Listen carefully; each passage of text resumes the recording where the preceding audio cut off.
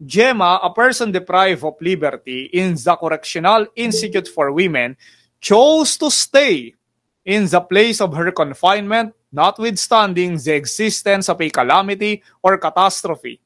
Tanong, how much shall be granted to the period of her sentence? Ibig sabihin, dito, imbis na tumakas siya, ang ginawa niya, nag-stay siya. Hindi na siya tumakas. Babawasan ba siya ng sentensya? A. 1/5, B. 2/5, C. 3/5, D. 4/5. Anong sagot nyo, mga buddies?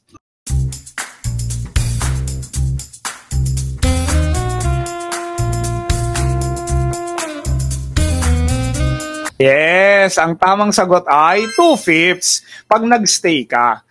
Isa to sa mga amyenda sa ating batas. Kasi sa lumang batas, wala yang 2/5 na yan.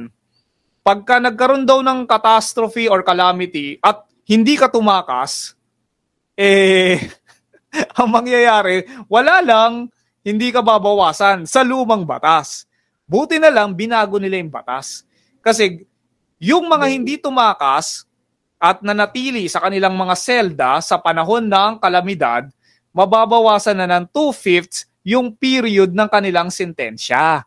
Which is tama. Kasi kung tumakas ka tas bumalik ka 1/5, pag hindi ka tumakas, ibig sabihin mas nirerespeto mo yung batas. Mas nirerespeto mo yung otoridad kasi hindi mo sinamantala yung pagkakataon .